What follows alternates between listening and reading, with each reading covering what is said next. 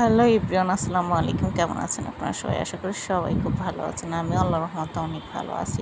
আবারও হাজির হয়ে গেলাম আরেকটা নতুন রেসিপি নিয়ে। আজকে আমি তৈরি করব পটল দিয়ে গরুর মাংস। আর আসলে আজকে অনেক দিন ধরে আমি কোনো ভিডিও ছাড়তে পারতেছি না, যেহেতু আমার আম্মু অসুস্থ, এই জন্য আমি ভিডিও ছাড়তে পারতেছি না। তবে হ্যাঁ, আমার আম্মু একটু সুস্থ হলে ইনশাল্লাহ আমি আবার প্রতিদিন ভিডিও দিব। তো এই যে গরুর মাংসটা রান্না করার জন্য আমি পটলটাকে 1/2 করে নিয়েছি, আর গরুর মাংস ধুয়ে নিয়েছি, কাঁচামরিচ পেঁয়াজ সব কিছুই কেটে কুটে পরিষ্কার করে নিয়েছি। এখন এই যে দিয়ে দিচ্ছি কাঁচা পেঁয়াজ কুচি দিয়ে দিচ্ছি। পেঁয়াজ কুচি দিয়ে এটাকে একটু ভালো করে ভেজে এরপরে এর ভিতরে দিয়ে দিব দারচিনি, এলাচ, গোটা মশলা সব দিয়ে এখন এর ভিতরে দিয়ে দিচ্ছি বাটা মশলা, আদা বাটা, রসুন বাটা, জিরা বাটা, পেঁয়াজ বাটা, মরিচ বাটা। আজকে আমি সবই বাটা মশলা ব্যবহার করেছি।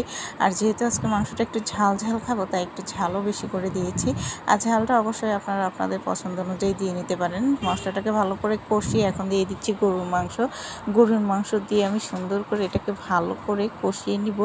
যেহেতু ভিডিওটা আসলে সম্পূর্ণ করতে পারি নাই, সম্পূর্ণ বলতে আসলে রান্নাটা সম্পূর্ণ দেখিয়েছি, কিন্তু খাওয়া দাওয়া এগুলো আর দেখাইতে পারি নাই। যাই হোক, এই দিনে আসলে আমার মাটা খুব অসুস্থ ছিল, তাই খুব তাড়াহুড়া করে রান্না করা হয়েছিল এই জন্য।